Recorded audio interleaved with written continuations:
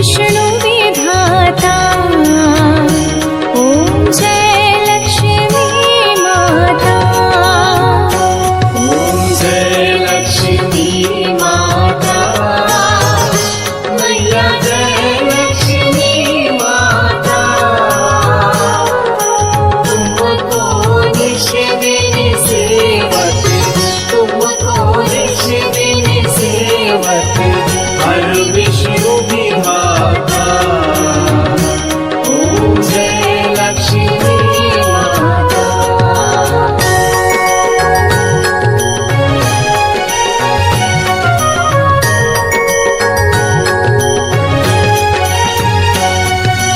उमा रमा ब्रह्माणि तुम ही जगमाता।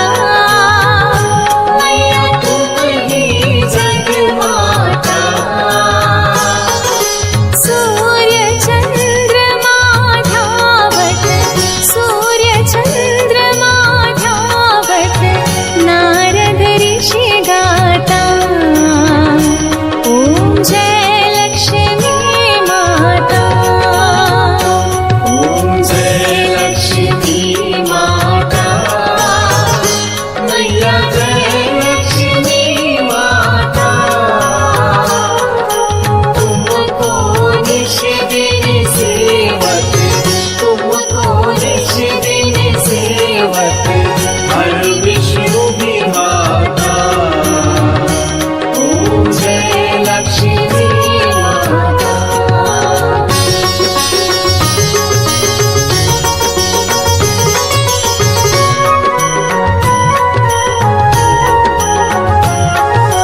दुर्गा रूप निरंजनी, सुख संपत्ति दाता। मैया सुख संपत्ति दाता। जो कोई तुमको धावत, जो कोई तुमको धावत, रिद्धि सिद्धि धन पाता। ओम जय लक्ष्मी माता। ओम जय लक्ष्मी माता।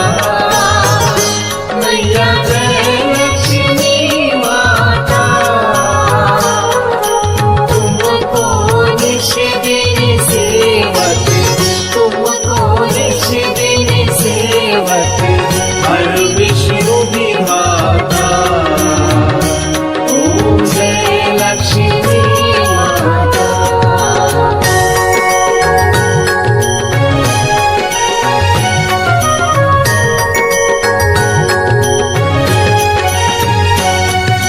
तुम पाताल निवासिनी, तुम ही शुभदाता।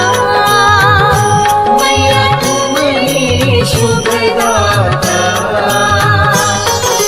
कर्म प्रभाव प्रकाशिनी, कर्म प्रभाव प्रकाशिनी, भवनिधि की त्राता। ओम जय लक्ष्मी माता। ओम जय लक्ष्मी माता। मैया जय लक्ष्मी माता। तुमको निश दिन सेवक, तुमको निश दिन सेवक, हर विष्णु विधाता। ओम जय लक्ष्मी माता।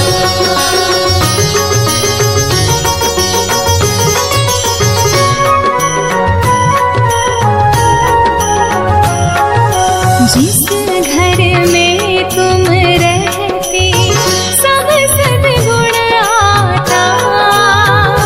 मैया सब सद्गुण आता। सब संभव हो जाता, सब संभव हो जाता, मन नहीं घबराता। ओम जय लक्ष्मी माता।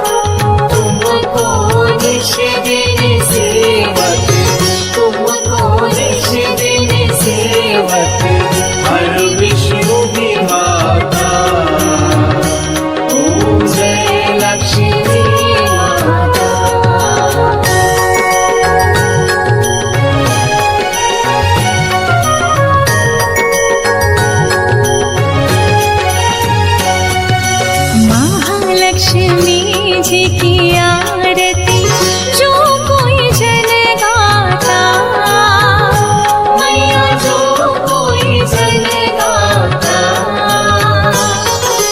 पूरे आनंद समाता, पूरे आनंद समाता, पाप उतर जाता।